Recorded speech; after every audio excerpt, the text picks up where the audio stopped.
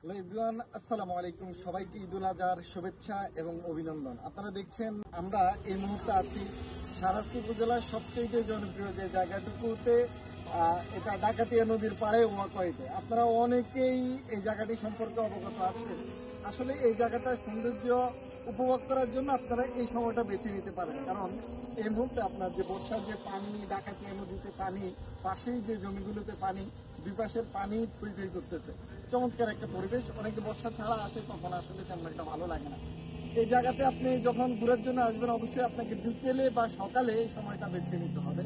না, দুপুরের সময় অনেকটা রোদ থাকে, ওই সময় বিরক্ত লেগে যাবে। এই জন্য আপনাকে বেছে নিতে হবে আজকে ভালো লাগার একটা মুহূর্ত, ভালো লাগার একটা সময়। আজকে আমাদের মাঝে উপস্থিত আছেন আমাদের শাহরাস্তি উপজেলার সকলের পরিচিত মুখ সাংবাদিক হামজা ভাই, প্রতীক বেচে সাকিব, আরো দুজন ভাই রামগঞ্জ থেকে এসেছেন।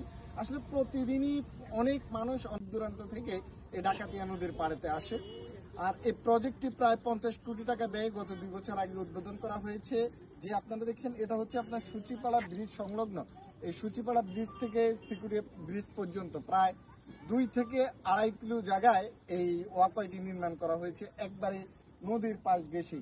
আর এই নদীর পাশে ভালো লাগার জন্য সবচেয়ে চমৎকার বিষয় হচ্ছে এখানে আপনি যে প্রকৃতির যে সৌন্দর্য আপনি উপভোগ করতে পারবেন।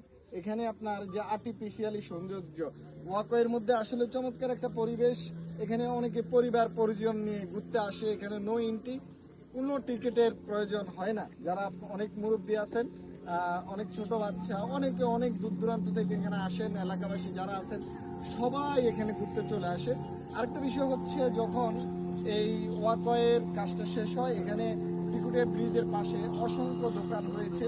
যারা ভ্রমণ পিপাসু দূর দূরান্ত থেকে আসে, ভ্রাম্যমান অনেকগুলো দোকান হয়েছে। আপনার এই পাশে হয়েছে মেলার মতো। আসলে এই জায়গাটাই এত ভালোভাবে জমবে, আসলে এটা অনেকেরই অজানা ছিল। তো আপনাদের সবাই আমন্ত্রণ রইল এই ডাকাতিয়া নদীর পাড়ের ওয়াকওয়ে।